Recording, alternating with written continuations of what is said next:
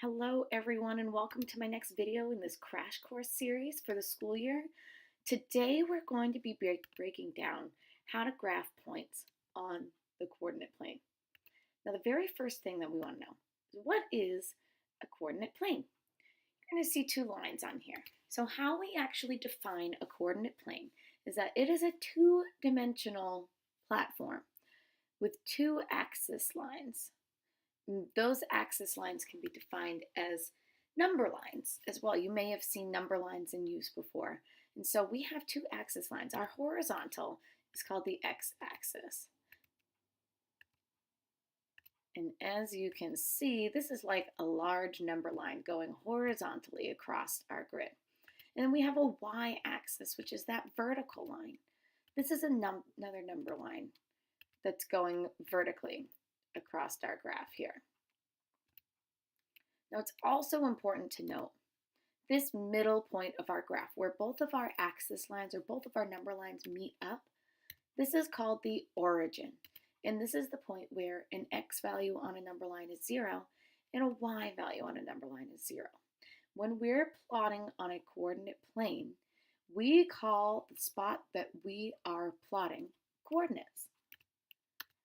So a coordinate plane is made up of two lines, which create our x-axis and our y-axis. That x-axis is the horizontal line, and the y-axis is the vertical. You may also notice in the coordinate plane that we're broken up into 4 different sections.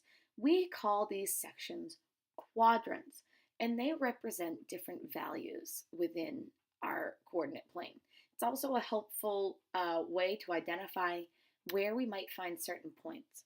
And so quadrant 1, you're going to notice that all of your coordinates are positive. So the x value on your number line is positive, the y value on your number line is positive. Quadrant 2, that y value is still positive, but your x is going to negative. Quadrant 3, all of your coordinates are negative. So you are in the negative portion of your x number line, and you're in the negative portion of your y number line. And quadrant 4, where your y-axis is going to be negative still and your x-axis is going to be positive. In quadrant 1, we have our number lines positive.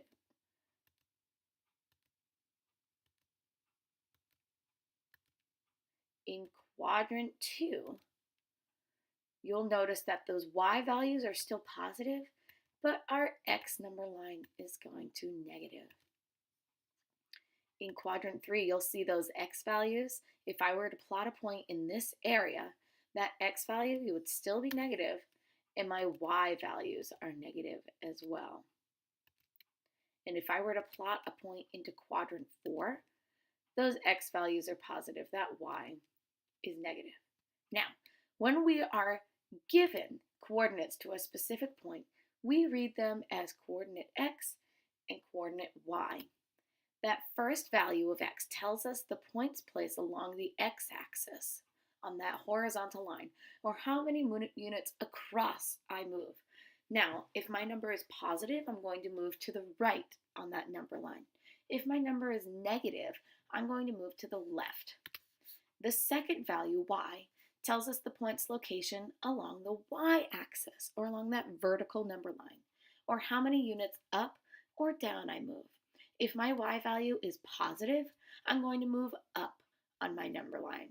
If that value is negative, I'm going to move down. We plot the point where these two axis points match up with one another. And so we're going to look at an example on our number line here. My question for you, what quadrant would point 2, 3 be in? Now let's plot this point first to see where we would wind up. So when I am graphing a point, I'm going to start at my origin, and I see that my x value is 2. So I'm going to move over 2 units. Now you'll notice I went to my positive side because my x coordinate is positive. So I have moved 2 units across on the x-axis, and I see that my value for y is 3. So I'm now going to move up 3 units on my coordinate plane. The point where these two values meet up is right there at point 2, 3. I can see that my x value is positive and my y value is positive. So I know I'm hanging out in quadrant 1. Here's another example. Now I want to know what quadrant point -4, -2 would be in. So again, I'm going to start from my origin, or that middle point where my values are 0, and I'm going to move across to -4. So I'm going to move to the left 4 units. I notice that my x value is negative, so I know that I need to go to the left on my number line.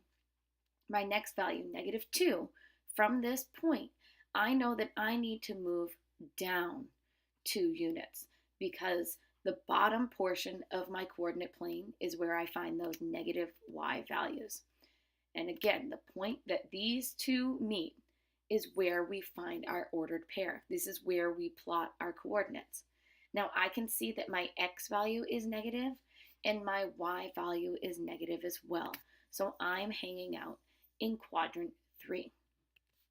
Now, one of the top common mistakes that I see when students are plotting points on the coordinate plane is that they move up or down on that number line as opposed to moving across first. So they plot that y value first as opposed to plotting that x value first. You definitely do not want that to happen.